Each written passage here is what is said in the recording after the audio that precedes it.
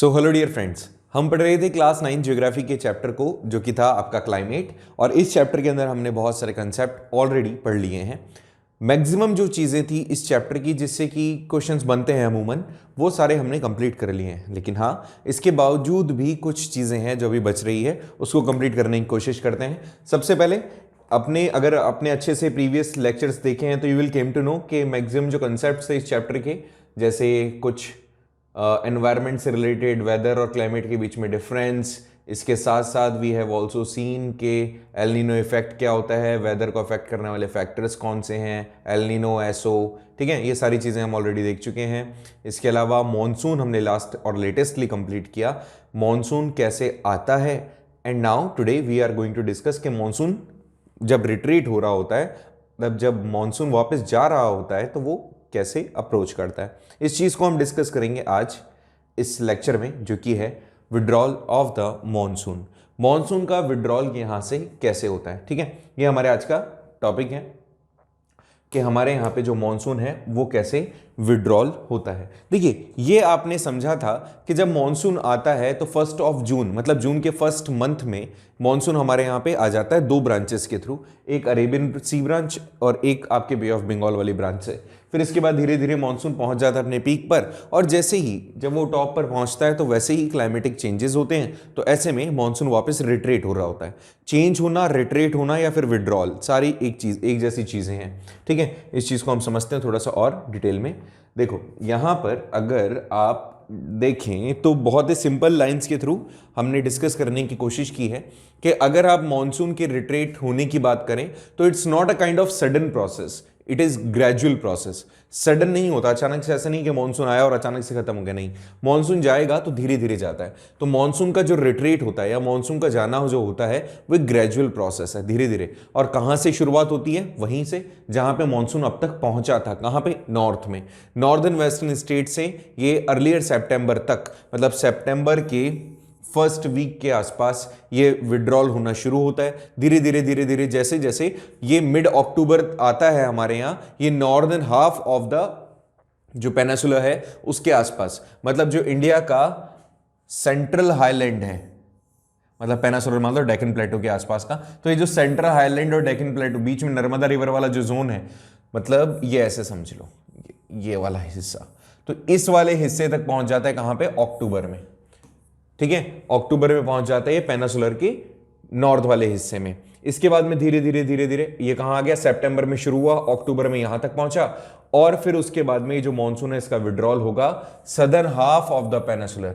Southern half मतलब इसके south के, मतलब इस तरफ यहां तक पहुंच जाता है। कहां पे? धीरे धीरे पहुंचते पहुंचते नवंबर तक, और अल्टीमेटली दिसंबर के फर्स्ट वीक के अंदर, दिसंबर के फर्स्ट वीक में मॉनसून जो होता है हमारे यहां से पूरे तरीके से इंडिया से रिट्रीट हो चुका होता है, इंडिया से मूव कर चुका होता है। कहां पे? वहीं जहां से हवाएं लेकर के आई थी मॉनसून विंड्स को। तो क्या किया हमने? सितंबर से स्टार्ट किया, दिसंबर में इसको खत्म किया। जहां पे मॉनसून पहुंच गया था, हिमालयन रेंज पहुंच गया था मॉनसून, अब धीरे धीरे वापस से क्या होगा? रिट्रीट होगा, ठीक है, वापस से पहुंच जाएगा। तो what is it? It is a kind of sudden gradual process, not a sudden process. Starts in earlier September and completely in the month of December ये मॉनसून हमारी कंट्री से विड्रॉल हो चुका होता है। यहां तक मेरे हिसाब से तुम्हें कोई प्रॉब्लम नहीं आई होगी। चलिए एक बार इस फोटोग्राफ में नजर डालिए और समझने की कोशिश करें कि ये फोटोग्राफ क्या कहती है। सेम वही चीज जैसा अभी मैंने आपको बताया, हमारे यहाँ पे नॉर्मल ऑनसेट और कैसे हमारे यहाँ का मॉनसून प्रोग्रेस करता है और कैसे वो विड्रॉल होता है, इस चीज़ को यहाँ पे फोटोग्राफ के थ्रू बताया गया है। जो ब्लैक कलर की लाइन्स है दैट आर एक्चुअली इंडिकेटिंग कि मॉनसून कौन सी डेट से एंट्री कर रहा है, एंड जो रेड वाली लाइन्स हैं दीज आर एक्चुअली डिनोटिंग कि मॉनसून का जो वे आउट होता है निकलने का वो क्या है, ठीक है। मैक्सिमम चीज़ें आप इसमें कवर अप कर सकते हो। वैसे तो कुछ चीज़ें मिसिंग है इसमें ये मिसिंग है कि जो दिसंबर तक या सितंबर वाले मंथ या अक्टूबर वाले मंथ में जो विड्रॉल हो रहा है मॉनसून वो कैसा है। लेकिन मान के चलें आप कि एक्चुअल में ये जिस तरह से मॉनसून जहां से एंट्री करता है उस मॉनसून के जाने का भी पैटर्न लगभग वैसा ही होता है। जैसे अगर आपने इस लेक्चर का, जब क्लाइमेट वाला चैप्टर हमने पढ़ा था, तो उसके शुरुआती फर्स्ट लेक्चर में आई थिंक मैंने आपको बताया था तमिलनाडु के अंदर जो last month of the years होते हैं, लाइक नवंबर, अक्टूबर, नवंबर, दिसंबर, ये जो मंथ होते हैं इसमें बरसात होते हैं और काफ़ी तेज़ बरसात होती है। उसके पीछे कारण ये है कि मानसून क्या हो रहा होता है, रिट्रीट हो रहा होता है, इस कारण से वहाँ पर बरसात होती है। जब मानसून वापस से लौट रहा होता है अपने जोन में, तो वहाँ पर कुछ एरियाज ऐसे होते हैं जहाँ पे मानसून क्या करता है, बरसात मतलब होती है due to retreating of monsoon. ठीक है, तो ज़्यादा दिमाग इसमें लगाओ मत, ज़्यादा खर्च करने की ज़रूरत नहीं है। नेक्स्ट टॉपिक पर आ जाते हैं कि हमारे यहाँ पर क्लाइमेट के अंदर कई सारे सीजन्स होते हैं। क्लाइमेट के अंदर जो सीजन्स हैं उन सीजन्स को हमने यहाँ पर कैसे डिफाइन किया है। तो बेसिकली वैसे तो आप बहुत सारे सीजन बताते हो, पतझड़ भी बोलते हो, मतलब ऑटम भी बोलते हो, स्प्रिंग भी बोलते हो, विंटर भी बोलते हो, रेनी सीजन भी बोलते हो, समर भी बोलते हो, कई सारे सीजन हैं। लेकिन मेजरली आपके एनसीईआरटी टेक्स्ट बुक की बात करें या फिर एक्चुअल में जनरल हम नॉलेज के हिसाब से भी सोचें तो 3 टाइप के मानसून बताते हैं, सर्दी, गर्मी, बरसात। ऐसे बोलते हैं ना अपन कि सर्दी है, गर्मी है, बरसात है, तो वही चीज़ भी यहाँ पर बताई गई है, सर्दी, गर्मी, बरसात। बट बरसात जो है, मतलब जो मानसून है, उसको यहाँ पे 2 पार्ट्स में डिवाइड कर दिया। तो पहला सीजन तो है कोल्ड मतलब विंटर, दूसरा सीजन है हॉट मतलब समर, तीसरा सीजन है मॉनसून के आने का पहले का टाइम और मॉनसून के जाने का टाइम। ये 2 सीजन यहां पर इसने और डिनोट किए। देखिए, कोल्ड वेदर सीजन मतलब हमारे यहाँ विंटर कब से कब तक है, हम केवल इंडिया की बात कर रहे हैं। ठीक है, बहुत सारी कंट्रीज ऐसी हैं जहां पे विंटर जो होगा वो अलग ड्यूरेशन में होगा। तो यहां पर अगर हम कोल्ड वेदर की बात करते हैं तो it starts from December and existed till नवंबर। अब ये तो खैर ऐसा नहीं है, अगर हम वेदर की बात करते हैं, विंटर की बात करते हैं, तो जरूरी नहीं दिसंबर में शुरू होता है, वो हमें अक्टूबर, नवंबर और डिपेंड करता है कि कैसी ज्योग्राफिक कंडीशन है। अप्रॉक्सीमेटली ये नवंबर है, मैक्सिमम नवंबर की शुरुआत में आपको महसूस होने लग जाती है, दिसंबर में तो आ ही जाती है वेदर सीजन दिसंबर के अंदर। कौन सा वाला? विंटर वाला। तो उसके बाद हॉट वेदर मतलब समर सीजन कब से कब तक? मार्च से मई, इससे थोड़ा पहले ही आ जाता है ऑब्वियसली, फरवरी की 15 फरवरी के बाद से आपके मई जून तक लगभग। लेकिन जून के बाद में क्या हो जाता है, जून के बाद मानसून आ जाता है, तो इसलिए उसको थर्ड वाले सीजन में एडवांसिंग मानसून, जिसको जून से हमने स्टार्ट करके सितंबर तक हम लेके गए, और जैसा अभी हमने पढ़ा कि सितंबर से मानसून विड्रॉल होना स्टार्ट हो जाता है, तो सितंबर टू आपके दिसंबर तक ये सीजन चल रहा होता है, जो जिसको हम कहते हैं रिट्रेटिंग। यहां पर दिसंबर इसलिए नहीं लिखा क्योंकि दिसंबर में कंप्लीटली वो फर्स्ट वीक में चला जाता है, that is why we are not counting that month, क्योंकि उसको हमने विंटर के अंदर इंक्लूड कर लिया है। ठीक है, तो यहां पर एक बार देखो वापस से, अगर इसमें कोई प्रॉब्लम है तो तुम्हें, वैसे तो होगा नहीं, 4 अलग अलग सीजन्स बताए गए हैं, तो चारों सीजन विंटर, समर, फिर मॉनसून। मॉनसून सीजन को 2 पार्ट्स में, एडवांसिंग और रिट्रेटिंग। ठीक है, इसके मंथ भी आप देख लीजिएगा कौन कौन से मंथ में स्पेसिफाइड किया गया है इनको, इन सीजन्स को। ठीक है, चलिए नेक्स्ट पॉइंट पे बात करते हैं, क्या कहता है नेक्स्ट पॉइंट। देखिए आगे आने वाले अब ये जो टॉपिक्स हैं बहुत ही सिंपल हैं। देखो मैं कुछ नहीं बता रहा हूँ, ज़्यादा थ्योरी है, इसमें कोई कंसेप्ट तो है नहीं। इस थ्योरी के अंदर आपको एक चीज़ समझ में आएगी कि हमारे यहाँ के जो सीजन्स हैं, जिसको हम नॉर्मली, हालांकि आप क्या करते हैं बचपन से ही आपने कई बार इन सबको ऐसे राइटिंग में ज़रूर लिखा होगा सीजन्स के अंदर, कि सीजन्स के नाम के हिसाब से, हिंदी में ही बहुत बार लिखा होगा, बट इसको थोड़ा सा हमने यहाँ क्या किया है, हमने इसको जो हमारी टेक्स्ट बुक की लैंग्वेज है उसके हिसाब से थोड़ा सा मॉडिफाई कर दिया है। आप क्या करें, इसको समझें। अगर आपसे वैसे पूछा जाता है तो डायरेक्टली आपको ये सारी थ्योरी एज इट इज लिखनी है।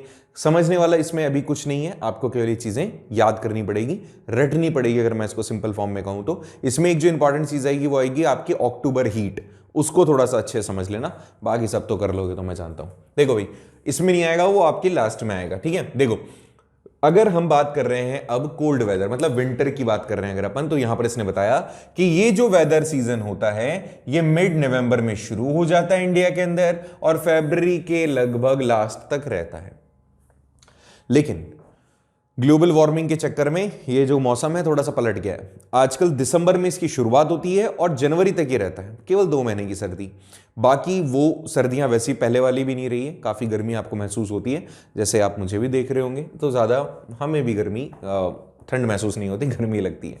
हालांकि एक मजाक की बात अलग है, लेकिन एक बहुत ही सीरियस इशू है लगातार गर्मी का बढ़ते जाना। ग्लोबल वार्मिंग आप जानते होंगे, टेम्परेचर कॉन्टिन्यूसली अपने पीक पर चल रहा है, इसके कारण से बहुत नुकसान है। जो बर्फ होंगी वो कॉन्टिन्यूसली पिघलती भी जाएंगी और जब बर्फ पिघलेगी उससे सी लेवल बढ़ेगा, सी लेवल बढ़ेगा तो जितने भी जो नेशंस हैं वो सारे क्या होगा, एक ना एक दिन मर्ज हो जाएंगे, सबमर्ज हो जाएंगे, डूब जाएंगे, किसमें? पानी के अंदर। तो ये चीज थोड़ी सी हमारे लिए प्रॉब्लमेटिक है कि अर्थ का टेम्परेचर कॉन्टिन्यूसली बढ़ता जा रहा है, जो कि एक अच्छा सिम्टम नहीं है। ठीक है, तो हालांकि जो डिनोट किया गया है वो यही है कि मिड नवंबर से शुरुआत हो जाती है इंडिया में और फरवरी के लास्ट तक रहती है, जबकि ऐसा अब प्रैक्टिकली नहीं होता। दिसंबर और जनवरी का जो मंथ होता है सबसे ज्यादा ठंडे महीनों के अंदर काउंट होता है, कहां पे? Northern part of the India. लेकिन तुम जानते हो कि अगर हम ट्रॉपिक ऑफ कैंसर की बात करें तो उसके नीचे, मतलब जो पेनिसुलर वाला जो एरिया है, वो एरिया जो है काफी ज्यादा गर्म रहता है। यहां पे टेम्परेचर क्या होता है, सदर्न पार्ट में अगर अपन इंडिया की बात करते हैं तो ऐसे में जैसे जैसे आप क्या करेंगे, साउथ में जाते जाएंगे, आपको टेम्परेचर ज्यादा महसूस होता जाएगा। उसके पीछे का कारण आप जानते हो कि हम जैसे इक्वेटर के पास जाते हैं तो हमारा टेम्परेचर जो होता है वो बढ़ जाता है। इसने क्या कहा, the temperature decreases as one moves from the south to the north. ठीक है, टेम्परेचर जैसे जैसे साउथ से आप नॉर्थ की तरफ जाएंगे तो क्या होगा, कम होता जाएगा, टेम्परेचर कम होता जाएगा, और साउथ नॉर्थ से आप साउथ की तरफ जाएंगे तो टेम्परेचर बढ़ता जाएगा। अगर आप नॉर्थ में हैं और आप अगर साउथ में हैं तो याद रखें, साउथ में टेम्परेचर हमेशा ज्यादा होता है, नॉर्थ में टेम्परेचर कम होता है। क्यों होता है ऐसा? क्योंकि साउथ हमारे सदर्न इंडिया इक्वेटर के पास में है, और तुम जानते हो इक्वेटर पे सीधी किसकी रोशनी पड़ती है? सूरज मामा की। तो ऐसे में आपको क्या महसूस होगा? गर्मी ज्यादा महसूस होगी। कब? जब आप नॉर्थ से साउथ की ओर मूव करेंगे। ठीक है, चलिए और देखिए, लगभग सर्दियों के दिनों के अंदर जो दिन होते हैं थोड़े गर्म होते हैं, जबकि रातें बहुत ज्यादा ठंडी होती हैं। ये कॉमनली नॉर्दर्न एरियाज में देखा जाता है। अच्छा, और आप नॉर्थ से, जैसे मैं कहूं अगर आप पंजाब हरियाणा में हैं या राजस्थान में हैं और भी ऊपर जाएंगे आप, तो फॉर श्योर टेम्परेचर और ज्यादा बढ़ जाएगा। तो यहां पर जब आप धीरे धीरे ऊपर बढ़ते बढ़ते बढ़ते Himalayan range, Jammu and Kashmir range में पहुंच जाते हैं, तो वहां पर तो आपको बिल्कुल ऐसा एक्सपीरियंस होगा जैसे आप बर्फ के बीच में बैठे हुए हैं। हालांकि वहां बर्फ ही होती है, रीजन स्नोफॉल वहां होता है। क्यों? क्योंकि स्नोफॉल इसलिए होता है कि जो वाटर ड्रॉपलेट्स होती हैं एनवायरनमेंट में, जो ह्यूमिड होता है वो जम जाता है। टेम्परेचर वहां पर इतना कम होता है कि एनवायरनमेंट के अंदर जो बर्फ या वाटर पार्टिकल्स होते हैं वो जम जाते हैं, और वो किसकी फॉर्म में नीचे गिरते हैं? वहां पे जो प्रेसिपिटेशन होता है that is snowfall.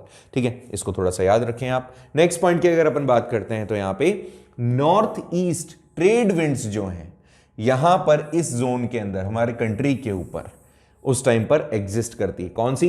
Northern eastern trade winds. Trade winds क्या होता है तुम बच्चों जानते होंगे, हमारे अर्थ के ऊपर कॉन्टिन्यूसली एक एनवायरनमेंट के अंदर जो विंड्स हैं वो कॉन्टिन्यूसली मूव करती रहती है। ठीक है, आप याद करो इसके पहले वाला जब मैं जेट स्ट्रीम्स पढ़ा रहा था तो मैंने एक फोटोग्राफ तुम्हें दिखाई थी। चलो दिखा देता हूं, एक सेकंड रुकना। आपको क्या है, बीच बीच में सारी चीज़ें बतानी पड़ती है, और क्योंकि आप पीछे से रिकैप नहीं करते हैं तो थोड़ा सा बेटा रिकैप करके रखो so that you can understand it very easily. ठीक है, इसको थोड़ा सा देखना।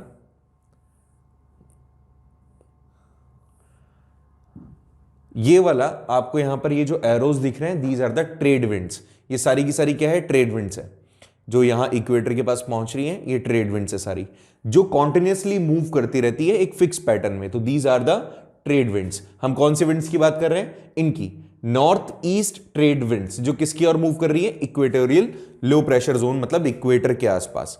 ठीक है, हम किसकी बात कर रहे हैं? इसकी बात कर रहे हैं। इतना दिमाग में आ गया? चलो और देखो भाई, इसको अब आगे बताता हूं, इस लाइन के हिसाब से समझना।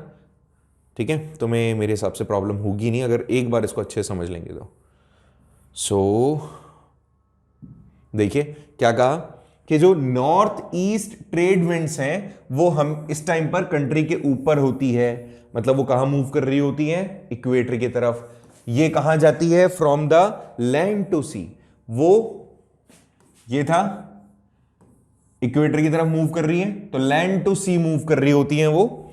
इसके बाद में most of the part of the country it's a dry season. तो यहां पर अब जब वो मूव कर रही होती है विंड्स, तो अपने साथ में मॉइस्चर भी ले जाती है सब कुछ। तो ऐसे में पूरी कंट्री के अंदर क्या होता है? ड्राई सीजन होता है, बरसात वगैरह बहुत कम होती है। सर्दियों के टाइम में आप देखोगे तो इस जगह पर बरसात कम होगी, लेकिन नॉर्थ में आप जाओगे तो वहां पे बरसात नहीं होगी, वहां पे स्नोफॉल होगा। ठीक है, याद रहेगा। चलिए आगे देखते हैं। आप अगर नॉर्दर्न पार्ट की बात करते हैं कंट्री के, तो यहां पे जो प्रेशर है वो बहुत ज्यादा हाई हो जाता है, एंड ऐसे में जो लाइट विंड्स हैं वो मूव करती है towards this area. The fable high pressure region develops and the light winds move towards from this area, ठीक है, आउटवर्ड्स फ्रॉम दिस एरिया, ठीक है। हाई प्रेशर कैसे, टेम्परेचर कम प्रेशर हाई, सर्दियां होगी तो जब सर्दियां हो गई है तो क्या होगा, प्रेशर हाई हो जाएगा, तो प्रेशर हाई हो रहा है तो क्या होगा, हवा यहां से क्या करेगी, निकल के कोशिश करेगी उस एरियाज में जाने की जहां पे लो प्रेशर जोन है। तो यही चीज तो इसने यहां बताई कि जब सर्दियों का टाइम आता है तो यहां से जो सरफेस विंड्स हैं, सरफेस विंड्स क्या करती है, मूव करती है किस तरफ, जहां पर भी लो प्रेशर जोन क्रिएट हो रहा है। अब लो प्रेशर जोन कहां क्रिएट होगा, जहां पे सूरज की रोशनी होगी, किस तरफ, अब वो इक्वेटर से नीचे चला जाएगा, तो इस एरिया में ये हवाएं क्या करने लग जाती है, मूव करने लग जाती है। और देखिए और क्या है इस वाले पॉइंट में, देखते हैं भाई, जो वेदर होता है यहां पे वेरिएबल होता है। The weather variable winds normally marked by the clean sky, low temperature and the low humidity, साथ ही फीबल। जो भी आप कह सकते हो कि जो वेदर कंडीशंस हैं वो वेरिएबल विंड्स के साथ में हैं। यहाँ पे कई बार आपको आसमान बिल्कुल साफ दिखेगा, टेम्परेचर हमेशा कम होगा, ह्यूमिडिटी भी कम दिखेगी एंड फीबिलिटी भी आपको यहाँ पर कम देखने को मिलेगी, ठीक है। यहाँ पे साइक्लोन्स डिस्टर्बेंस भी यू विल फाइंड, कैसे, इनफ्लो ऑफ साइक्लोनिक डिस्टर्बेंस, आपको यहाँ पे साइक्लोन्स आते हुए दिख सकते हैं from the western areas, northern western over the northern plains, इन जगहों पर, क्योंकि क्या होता है, विंड्स जो होती है वो मूव कर रही होती है, या तो इनवर्ड्स आती है आउटवर्ड्स आती है। यहां पर these low pressure systems originate over a Mediterranean Sea and the Western Asia and move into India। मतलब ये ऐसे समझो कि यहां पर इनफ्लो होता है साइक्लोन्स का। ये साइक्लोन कहां से आते हैं बेटा, वेस्ट से। आप याद करो हम जब पढ़ रहे थे कि इंडिया के क्लाइमेट को इफेक्ट कौन करता है, तो वहां पे हमने पढ़ा था वेस्टर्न साइक्लोन्स, ठीक है। तो वेस्टर्न साइक्लोन्स कहां से आ रहे थे, वो सारे के सारे आपको पता है ना, अरेबियन कंट्रीज के पास से आ रहे थे। तो वही वाले साइक्लोन की यहां बात कर रहा है कि ये इन्फ्लो होता है यहाँ पे साइक्लोन्स का, कहां पे, जो वेस्ट वाले हैं, और वो कहां के आते हैं, मेडिटेरियन सी वाले साइक्लोन्स की बात कर रहे हैं, वेस्टर्न एशिया के पास से जो इंडिया के अंदर आते हैं। कैसे हैं, देखिए ये वाले याद करो, मैं आपको बता रहा था कि यहां से हाई प्रेशर जोन क्रिएट हो रहा था और इंडिया में एंट्री कर रहा था, क्योंकि यहाँ पे लो प्रेशर था। प्रेशर कैसा था, लो था। याद करो एक फोटोग्राफ मैंने तुम्हें दिखाई थी वेस्टर्न साइक्लोन्स वाली, ठीक है। इसको और आगे देखो क्या कहा इसने, इसके कारण से यहाँ पे कई बार क्या होता है, विंटर्स के अंदर भी ये जो साइक्लोन्स आते हैं, तो ऐसे में कई बार यहाँ पे माउंटेन्स पे स्नोफॉल हो जाती है और कई बार हमारे इंडिया के अंदर बरसात हो जाती है, जिसको आप लोकल भाषा में मावट कहते हैं। सिंपल सी बात है कि कई बार ऐसी कंडीशन क्रिएट हो जाती है कि सर्दियों में भी बरसात हो जाती है, और वो सर्दियों में बरसात होने का मेजर कारण जो है वो है inflow of cyclones, cyclonic disturbance, western cyclonic disturbance, ये हमने पढ़ा था प्रेशर एंड विंड सिस्टम में। तो वहां पे जो वेस्टर्न साइक्लोनिक डिस्टर्बेंस है उस कारण से इंडिया के अंदर बरसात होती है, और सर्दियों में अगर ऐसा कुछ होता है तो उसको मावट कहा जाता है, जो कि काफी इंपॉर्टेंट है कल्टीवेशन के लिए, राबी क्रॉप्स की। जो राबी क्रॉप्स हैं उसके कल्टीवेशन के लिए ये बहुत ही ज्यादा इंपॉर्टेंट है। The northern eastern trade winds, अभी जो मैंने आपको दिखाई थी उस मैप के अंदर, देखो एक बार अगर आप देखना चाहें तो वापस से देख लीजिएगा कि नॉर्दर्न ईस्टर्न ट्रेड विंड्स जो हैं यहां पे रेनफॉल लेकर आते हैं, कहां, चेन्नई और कोरामंडल जो कोस्ट है विंटर में। मतलब नॉर्दर्न ईस्टर्न ट्रेड विंड्स जो इक्वेटर की तरफ मूव कर रही थी, ये जब मूव कर रही होती है, रिवर्ट हो रही होती है, तो ऐसे में विंटर के अंदर ये क्या करती हैं, बहुत भारी मात्रा में बरसात करती हैं कोरामंडल कोस्ट और चेन्नई वाले इलाकों में, ठीक है। ये था हमारा छोटा सा एक सीजन जो कि था विंटर। आ जाइए गर्मियों की बात करते हैं। अब ऐसे में आप देखो सेम वही कंडीशन जस्ट उल्टा कर दो कि ITC-Z जो है उसके कारण से सनलाइट सीधी कहां पड़ रही है, हमारे नॉर्थ वाले रीजन में, मतलब इक्वेटर के ऊपर की तरफ, तो इंडिया के ऊपर सीधी सनलाइट गिर रही होती है। ऐसे में यहां पर जो वेदर होता है काफी ज्यादा गर्म हो जाता है। मार्च से मई के बीच में पीक रहती है, जून के फर्स्ट वीक में पीक रहती है, उसके बाद धीरे धीरे ये क्लाइमेट जो होता है वो थोड़ा ठीक होने लगता है। एक ग्लोबल हीट बेल्ट शिफ्ट हो जाता है नॉर्थवर्ड, क्यों, क्योंकि सीधी लाइट कहां पड़ रही होती है, नॉर्दर्न हेमिस्फीयर में। और इंडिया के अंदर ये जो सीजन होता है इसी को हम कहते हैं समर सीजन या हॉट वेदर सीजन। यहां टेम्परेचर लगातार बढ़ता जाता है, साउथ में सबसे ज्यादा होता है और नॉर्थ में उससे कम, क्योंकि आप जानते हो इक्वेटर के ज्यादा करीब कौन है, अभी भी साउथ है। जो पेनिसुलर इंडिया है वहां टेम्परेचर कैसा रहता है, लगभग रिमेन लोअर। क्यों रहता है ऐसा, क्योंकि वहां पर समुद्र आ गया। अगर समुद्र नहीं आता तो सबसे ज्यादा गर्मी वहीं होती। लेकिन ये याद रखें, जो पेनिसुलर रीजन है, इसके कोस्टल एरियाज को छोड़ दें तो मिड के अंदर ये वाला जो हिस्सा है, यहाँ पे बरसात आप मतलब गर्मी जो है आपको ज्यादा देखने को मिलेगी। टेम्परेचर लगभग यहाँ पर रहता है 38 डिग्री से 50 डिग्री के आसपास। कई बार 48 डिग्री सेल्सियस यहाँ लिखा है प्लेन्स में, ये भी अब बढ़ गया है। क्यों? मैंने आपको रीजन बताया था। रीजन क्या है? Global warming. तो ग्लोबल वार्मिंग के कारण ये जो टेम्परेचर यहाँ पे शिफ्ट हो गया है, 50 डिग्री सेल्सियस तक राजस्थान के अंदर आपको देखने को मिल सकता है। चूरू एक डिस्ट्रिक्ट है राजस्थान के अंदर, वो काफी ज्यादा गर्म है। जैसलमेर में चले जाएं उसके आसपास का, तो वो काफी ज्यादा गर्म है। क्यों गर्म है? क्योंकि वहां पे सनलाइट सीधी पड़ती है और वहां पे बरसात वगैरह है, पानी की कमी वगैरह ज्यादा है, दैट इज वाई। आगे देखिए इसने क्या कहा। आगे इसने कहा कि लोकल डस्ट स्टॉर्म्स यहां पर आपको देखने को मिल सकती है। राजस्थान जैसे इलाके के अंदर गर्मी के अंदर क्या होता है, तेज हवाएं चलती हैं।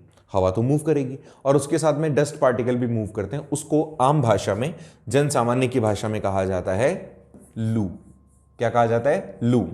तो लोकल डस्ट स्टॉर्म्स इस टाइम पर काफी ज्यादा होते हैं और ये कब होते, आगे चल करके बरसात भी इसमें आ जाती है, तेज आंधी तूफान वगैरह साथ में। और ये जो ड्राई विंड्स होती हैं, ड्राई विंड्स को जिसमें बरसात नहीं होती उसको लू कहा जाता है। मई और जून की टाइम ड्यूरेशन में ये राजस्थान जैसे जो स्टेट्स हैं वहां पर ये काफी ज्यादा देखने को मिलती है। केरला एंड कर्नाटका कोस्ट जो है यहाँ पे प्री मॉनसून शार, जिसको मैंगो शार कहते हैं, वो रिसीव करना शुरू कर देती हैं। कौन से ड्यूरेशन में?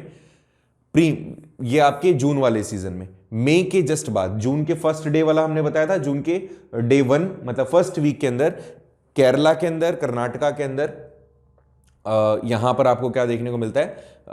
आपको बरसात देखने को मिलती है, प्री मॉनसून शावर, जिसको आप क्या कहते हो? मैंगो शावर्स भी। ठीक है, ये स्पेलिंग थोड़ी देख लेना, कर्नाटका है ना, कर्नाटका नहीं है। ओके, कर्नाटका कोस्ट में। वेस्ट बंगाल एंड आसाम ऑब्वियसली वो भी अफेक्टेड होंगे, क्योंकि बे ऑफ बंगाल वाले जो ब्रांच होगी वहां से उनके पास में भी क्या होगा? शावर आ रहा होगा, तो इस कारण से वो भी अफेक्टेड होते हैं। अब आ जाइए हमारे लिए सबसे important monsoon season. Monsoon season की बात करते हैं तो यहां पर भी सेम वैसी कंडीशन है। बरसात यहां पर कैसे? जून से सितंबर तक रहेगी, सितंबर के बाद रिवर्ट होना शुरू हो जाएगी। During these months south west जो मॉनसून विंड्स हैं वो ब्लो करती हैं नॉर्थवर्ड, 2 ब्रांचेस में टूट जाती है, Arabian Sea and Bay of Bengal. Detail में पढ़ चुके हैं इसको। They make rainfall almost in the whole of the northern India. पूरे उत्तर भारत के अंदर ही क्या करती हैं? बरसात गिराती हैं। ये विंड्स जो होती हैं वो ओशनिक हाई प्रेशर एरिया से मूव करती है लो प्रेशर जोन पे, जो हमारे इंडिया का है, मतलब लैंड एरिया हमारा। जिस टाइम पर हमारे यहाँ गर्मियां आ गई होती है, गर्मियां टेम्परेचर बढ़ा देती है, प्रेशर को लो कर देती है, इस कारण से जो समुद्र है वहां से हवाएं उड़ के आती है हमारे इंडिया की तरफ। केवल वहीं से नहीं आती, और भी हमने अलग अलग जगह देखी थी, और इसके कारण से हैवी रेनफॉल देखने को हमें मिलता है। अरेबियन सी ब्रांच हैवी रेनफॉल लेकर आती है कोस्टल एरियाज में वेस्टर्न घाट्स के, और इसके बाद में रेनफॉल धीरे धीरे डिक्रीज हो जाता है। Further monsoon go further, Kutch receive the less rainfall, और सबसे कम रेनफॉल की अगर अपन बात करें तो केवल कच्छ वाला जो रीजन है वहां पर देखने को मिलता है। रीजन कच्छ कहां पड़ता है बेटा? ये वाला। कई बार तो आप बोलते हो कि सर एंट्री आपने यहां से करी मॉनसून की, बिल्कुल, एक बार यहां से भी एंट्री होती है। वापस से मैप उठा के देखना जो मैंने आपको बताया, कच्छ रीजन के पास में बैरियर नहीं है, बरसात बिल्कुल सीधी आती है और ऊपर की तरफ बढ़ जाती है। जहां उसको बैरियर मिलता है वहां पे बरसात हो जाती है। कच्छ रीजन और जैसलमेर वाले रीजन की अगर अपन बात करें तो वहां पे कोई भी बैरियर नहीं है। इवन वहां पर बरसात जो होती है उसको ठहरने का, रोकने का कोई ऐसा बैरियर भी नहीं है, कोई ऐसा ऑप्शन भी नहीं है। दैट इज वाई वो आगे मूव कर जाती हैं, और जब वापस उस एरिया में आती है तब तक वो बरस चुकी होती है ऑलरेडी पहले ही। इस कारण से ये जो 2 रीजन है यहां पर बरसात नहीं होती, सूखा पड़ता है। आ जाइए नेक्स्ट, इसके अंदर क्या लिखा हुआ है? The bay of Bengal causes heavy rainfall in the hills of Meghalaya. Mawsynram receives the highest rainfall in the world। ये मेघालय का डिस्ट्रिक्ट है। इस डिस्ट्रिक्ट के अंदर सबसे ज्यादा आपको रेनफॉल देखने को मिलता है। पहले चिरापुंजी वाला रीजन था उसमें मिलता था, लेकिन अब चेंज हो गया। मावसोरियम जो रीजन है वहां पे आपको सबसे ज्यादा रेनफॉल देखने को मिलेगा।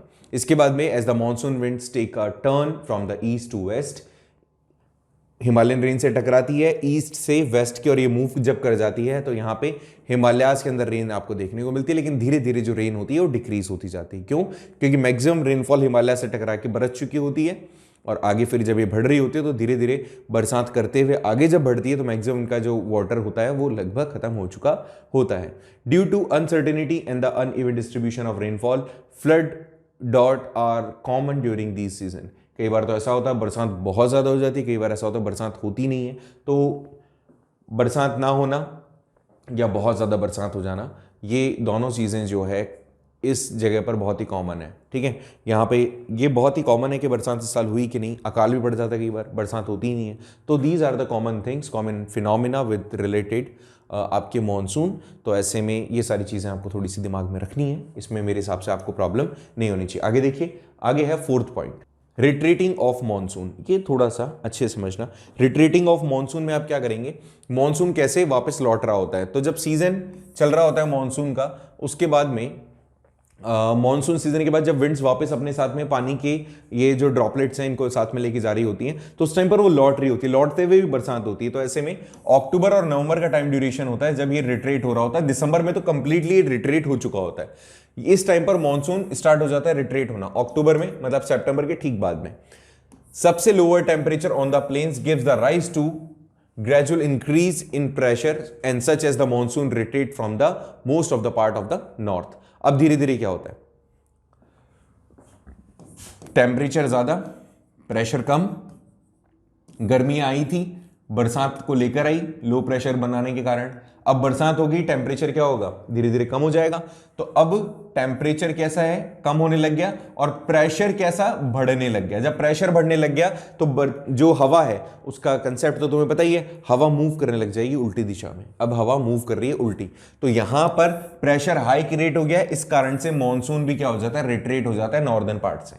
मैक्सिमम नॉर्दर्न पार्ट से मॉनसून निकलना शुरू हो जाता है। फिर आगे चल करके अगर अपन देखें तो सदर्न पार्ट में बे ऑफ बंगाल स्टार्ट करता है moving towards the east coast of India. धीरे धीरे बे ऑफ बंगाल वाला पार्ट जो है वहां से मॉनसून वापस रिट्रीट होना शुरू होता है। जहां से एंट्री मारी थी इसने, मतलब कहां से एंट्री की थी, पहले तो इधर से अरेबियन सी वाले से एंट्री करी, वेस्टर्न साइड वाले से, और उधर बे ऑफ बंगाल से सीधे ऊपर की तरफ हम हिमालय की तरफ बढ़े। लेकिन जब रिट्रीट होने लगेंगे तो हम कहां से जाएंगे, बे ऑफ बंगाल के पास से। ठीक है, और ये मूव कर जाएंगे हम कहां पे, ईस्टर्न कोस्ट की, और वहां से निकल जाएंगे। तमिलनाडु इस दौरान सबसे ज्यादा बरसात, जिसकी बात मैं कर रहा था, सबसे ज्यादा बरसात तमिलनाडु को गेन होती है इस दौरान, क्योंकि वहां से मॉनसून क्या हो रहा है, रिट्रीट हो रहा होता है। ठीक है, कहां से, मैंने आपको बताया अभी, ईस्टर्न कोस्ट, तमिलनाडु को सबसे ज्यादा बरसात मिलेगी। अभी चेन्नई की बात की थी ना अपन ने, तो वही वाली बात कर रहे हैं अपन। The distribution and the range of rainfall is not certain even the during this season also. इसके अंदर भी कुछ कंफर्म नहीं है कि कितनी बरसात हो कितनी नहीं, डिपेंड करता है कि क्या क्लाइमेटिक कंडीशंस रही हैं, उसके हिसाब से यहाँ पे रेन का भी इवन डिस्ट्रीब्यूशन नहीं होता। कहीं पर ज्यादा हो जाती है, कहीं पर कम। इसी दौरान हमें एक कंसेप्ट और देखने को मिलता है which is October heat. October heat के बारे में कई बार आपसे पूछा गया है, आपको दिमाग में रहना चाहिए अक्टूबर हीट क्या होता है। अच्छे से इस चीज को समझ लीजिएगा, अक्टूबर हीट क्या है, इसको दिमाग लगा करके समझ लीजिएगा। सुनिए, जब मॉनसून रिट्रीट हो रहा होता है तो ऊपर टेम्परेचर कैसा हो गया है, कम हो गया है, प्रेशर कैसा हो गया है, हाई हो गया है। अभी अभी बरसात हुई है, रेन हुई है, तो रेन होने के कारण क्या है, वहां पे ह्यूमिड है, और ह्यूमिड के साथ में क्या है, मान के चलना, चलो भाई इसको थोड़ा सा एक बार, मतलब जो जमीन है अभी कैसी है, अभी जमीन पे मॉइस्चर अवेलेबल है। ठीक है, तो टेम्परेचर अब धीरे धीरे क्या हो रहा है, कम हो रहा है, प्रेशर बढ़ रहा है। अब सुनो भाई, ऐसे में मॉनसून के अंदर आपको क्या होता है, आसमान साफ दिखता है, टेम्परेचर भी आपको धीरे धीरे बढ़ता हुआ दिखता है। अक्टूबर हीट, अक्टूबर हीट का मतलब यहां पर क्या है समझें। अभी तक बरसात हो रही थी, अब जब बरसात हो गई है तो आसमान कैसा है बेटा, आसमान बिल्कुल क्लियर हो गया, आसमान बिल्कुल क्लियर हो गया, सीधा आपको सन देखने को मिल गया, सूरज आपको देखने को मिल रहा है। अब तक बरसात हो रही थी, बरसात के साथ पानी था, पानी के कारण क्या हो रहा था, जमीन पर ह्यूमिड हो रही थी, मॉइस्चर आ गया था। लेकिन अब बादल नहीं है, आसमान बिल्कुल साफ है, जिसके कारण सूरज की रोशनी सीधी आप पे गिरना स्टार्ट हो गई है। ठीक है, सूरज की रोशनी आ गई भाई। अब देखो सुनो, पूरे दिन के अंदर टेम्परेचर बढ़ता जाता है कंपेरेटिवली जब बरसात हो रही थी उसके। वैसे तो सर्दियों का टाइम है, लेकिन दोबारा सुनो, पूरे दिन टेम्परेचर क्या हो रहा है, बढ़ता जा रहा है। नाइट ठंडी रहेगी, प्लीजेंट रहेगी। क्यों रहेगी, क्योंकि अभी तक पूरे तरीके से बरसात गई नहीं है। कैसे? जमीन ठंडी है, अभी बरसात हुई है रिसेंटली, और दूसरे एरियाज में बरसात हो रही है। अक्टूबर के मंथ में तो जाना शुरू हुआ है ना, वो अभी पूरी तरीके से तो गया नहीं, तो अभी भी बरसात हो रही है। ऐसे में जमीन जो होती है उसके अंदर मॉइस्चर अवेलेबल होता है। जमीन के अंदर क्या होता है? मॉइस्चर अवेलेबल होता है। तो ऐसे में कुछ कंडीशंस ऐसी आ जाती है कि जब दिन के अंदर तो प्रेशर हाई हो जाता है और साथ ही साथ उसमें ह्यूमिडिटी भी आपको देखने को मिलती है। तो ऐसे में वेदर बहुत ही ज्यादा ऑप्रेसिव हो जाता है। दोबारा समझो, जमीन काफी ठंडी है, ऊपर से गर्मी पड़ रही है, ऐसे बोलते हैं ना अपन, उमस हो गई है, जो अपन बोलते हैं उमस, तो ये उमस वाला टाइम है जब ना तो पूरी तरीके से गर्मी है और ना ही पूरे तरीके से ठंडक है। ऐसे में जमीन में मॉइस्चर अवेलेबल है। जब ऊपर से सनलाइट तेज पड़ रही होती है तो जो मॉइस्चर होता है वो धीरे धीरे वेपराइज होना शुरू होता है। आपको गर्मी और ज्यादा लगती है क्योंकि इस टाइम पर विंड नहीं चल रही होती। आपको जो मॉइस्चर होता है वो धीरे धीरे वेपराइज होना शुरू होता है और आपको लगता है कि क्या कंडीशन, तो गर्मी ज्यादा होती है। एक तो सीधी गर्मी पड़ी है, ऐसे में आपको कहीं पर भी मॉइस्चर नहीं दिख रहा, सारी जगह डार्क है, ड्राई सीजन है। तो ऐसे में अब क्या है? डार्क नहीं, ड्राई सीजन। तो ऐसे में क्या हो रहा है? अब क्योंकि मॉइस्चर अवेलेबल है हवा के अंदर लेकिन हवा चल नहीं रही है, तो you will feel more heat. तो आपको अचानक से ऐसा लगेगा कि हुआ क्या। बरसात के बादल हट गए हैं, सूरज की रोशनी यहाँ पे लगातार गिर रही है, लेकिन जमीन जो है वो ठंडी है। तो ऐसे में आपको ज्यादा गर्मी महसूस होती है अक्टूबर वाले मंथ में, क्योंकि बादल वापस जा रहे होते हैं, वेदर चेंज हो रहा होता है। तो ये जो सीन है, मौसम बहुत ही ऑप्रेसिव हो जाता है और इसी को कहा जाता है अक्टूबर के अंदर पड़ने वाली गर्मी। क्यों? क्योंकि सडन आपको गर्मी फील होती है। अब तक वेदर चेंज हुआ, अब तक आपको मौका मिला, आपने रेन एंजॉय की, लेकिन जैसे रेन अब मूव कर गई, मानसून रिट्रीट हो गया, तो यू हैड कि ऐसे में अब आसमान साफ होगा, सूरज आपको सर पे दिखेगा, बरसात गिर रही होगी, लेकिन जमीन जस्ट अपोजिट रिएक्शन कर रही होगी। जमीन पे ठंडक होगी, आसमान से गर्मी महसूस हो रही होगी। तो वेदर जो होगा वो ऑप्रेसिव हो जाएगा। मतलब थोड़ा सा आपको लगेगा ह्यूमिडिटी हो रही है, थोड़ा सा मॉइस्चर है, हवा के अंदर नमी है, लेकिन वो नमी सूदिंग नहीं होती, वो आपको ज़्यादा महसूस कराती गर्मियाँ। ठीक है, तो अपन बोलते हैं ना, जैसे मैंने आपको अभी भी बताया, अपन बोलते हैं उमस हो रही है, तो ये उमस वाला टाइम होता है। इस टाइम पर आपको लग रहा होता है क्या? हीट। और दिस इज द रीजन कि इसको हम कहते हैं अक्टूबर हीट। मेरे हिसाब से यहां तक आपको कोई इशू नहीं है। आगे देखिए, आगे इसने बताया distribution of rainfall. October heat वाला अच्छे से कंसेप्ट याद कर लेना, बहुत ज्यादा बार पूछा गया है एग्जाम में, और ऑब्जेक्टिव तो इस बार आने वाला नहीं है। ऑब्जेक्टिव आएगा तो अक्टूबर हीट डायरेक्ट नहीं पूछा जाएगा, आपसे सब्जेक्टिव में पूछेगा, तो आप थोड़ा सा इसको याद रख लें। अब है डिस्ट्रीब्यूशन ऑफ रेनफॉल, मतलब कहां पे सबसे ज्यादा बरसात और कहां पे सबसे कम बरसात होती है। अगर हम वेस्टर्न कोस्ट एरिया की बात करें और नॉर्दर्न ईस्टर्न इंडिया की बात करें तो इनको लगभग 400 सेंटीमीटर तक रेनफॉल एनुअली देखने को मिलती है। वेस्टर्न कोस्ट मतलब ये वाला जो रीजन है यहां पे, और northern eastern India, north east India, यहां पे लगभग 400 सेंटीमीटर तक रेनफॉल आपको देखने को मिलती है। ईस्टर्न राजस्थान जो गुजरात से जुड़ा हुआ है, पंजाब से जुड़ा हुआ है, हरियाणा से जुड़ा हुआ है, मतलब जो जैसलमेर वाला हिस्सा है, उसमें सबसे कम आपको रेनफॉल देखने को मिलेगी, लगभग 60 सेंटीमीटर से भी कम। 60 सेंटीमीटर बहुत कम होती है। नेक्स्ट पॉइंट देखते हैं, जल्दी से देखिए कि rainfall is equally low in the interior of the Deccan plateau and the east of the Sahyadris. ठीक है, तो यहां पर देखो क्या कहा इसने कि अगर आप इसको समझो तो जो रेनफॉल होती है वो लो होती है, इंफीरियर होती है डेक्कन प्लेटोज वाले एरिया में, क्योंकि जब अरेबियन सी से हो, चाहे देखिए यह अरेबियन सी से हो या फिर बे ऑफ बंगाल से हो, तो ये वाला जो रीजन होता है इसको रेनफॉल कम मिलती है क्योंकि बैरियर नहीं होते, और ऐसे में यहां पर रेनफॉल का मतलब इक्वली लो, ज्यादा नहीं, ज्यादा भी नहीं, कम भी नहीं। तो डेक्कन प्लेटो वाला जो रीजन है, मतलब ये जो वाला रीजन है, इसमें लगभग सह्याद्रीज के ईस्ट वाले साइड में और डेक्कन प्लेटो वाले साइड के अंदर आपको रेनफॉल जो होगी वो आपको लो देखने को मिलेगी। एक और ऐसा एरिया है जहां पे कम प्रेसिपिटेशन होता है, वो है जम्मू एंड कश्मीर वाला, लेह लद्दाख वाला एरिया, जहां पर मतलब नॉर्थ वाला एरिया, जहां पे आपको बरसात कम देखने को मिलती है लेकिन स्नोफॉल जरूर वहां पर होता है, लेकिन ज्यादा नहीं। काफी ज्यादा ठंड, टेम्परेचर ज्यादा होता है, बर्फबारी कम होती है, चीजें जो होती है वो कन्वर्ट हो जाती है आइस में।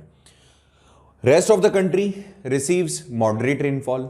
लगभग कुछ जगहों को छोड़ दो, जैसे ऊपर नॉर्दर्न ईस्टर्न इंडिया छोड़ दो, वेस्टर्न कोस्ट छोड़ दो, और इसके अलावा राजस्थान वाला एरिया छोड़ दो, गुजरात वाला, पंजाब वाला एरिया छोड़ दो, मतलब पूरा वेस्टर्न पार्ट छोड़ दो, तो ऐसे में इन सब जगहों के अलावा पूरे भारत के अंदर जो रेनफॉल होती है वो लगभग समान सी होती है, मॉडरेट होती है, ना ज्यादा कम और ना ही ज्यादा। Snowfall is restricted to the Himalayan region. Snowfall Himalayan region में आपको देखने को मिल सकता है और this is how we can see the distribution of rainfall. हमारे यहाँ पर रेनफॉल का डिस्ट्रीब्यूशन इसी तरीके का होता है। एक बार इस मैप पे भी नजर डाल लो जिससे कि तुम्हें पता चल जाए कि कहाँ पर कितनी रेनफॉल। तो लगभग 400 सेंटीमीटर से ज्यादा रेनफॉल कौन से पार्ट में, वेस्टर्न कोस्ट में, और इसके अलावा नॉर्दर्न ईस्टर्न रीजन में, ये वाले रीजन में आपको देखने को मिलेगी सबसे ज्यादा बरसात। फिर लगभग जो पर्पल एरिया आपको दिख रहा है यहां पर आपको मिलेगी 200 से 400 के बीच में, ये वाला पर्पल रीजन, ये देखो हल्का हल्का पर्पल रीजन दिख रहा होगा, ठीक है, ये आपका ब्लू वाला रीजन है। इसके अलावा ये ब्लू वाला Andaman and Nicobar island groups में भी सबसे ज्यादा बरसात होती है, 400 सेंटीमीटर से ज्यादा बरसात होती है इन ग्रुप्स को भी।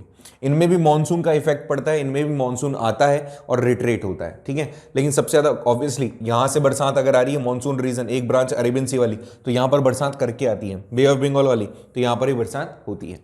इसके अलावा जहां पे आपको स्काई ब्लू कलर डार्क वाला दिख रहा है, मतलब ये वाला रीजन जो दिख रहा है आपको, ये वाला रीजन दिख रहा है, ये वाला रीजन दिख रहा है, यहाँ पे 100 से 200 के बीच में। और देखो बिल्कुल लाइटेस्ट कलर है ये, बिल्कुल ये वाला आपको लगभग यहाँ पे 0 से 20 और 20 से 40, 40 से 60 कलर का डिफरेंशिएशन, ये 3 लास्ट के कलर आपको यहां दिख जाएंगे, ये 3 लास्ट के कलर आपको यहां दिख जाएंगे, ये सबसे लास्ट वाला, फिर सेकंड वाला ये, फिर उसके बाद वाला ये।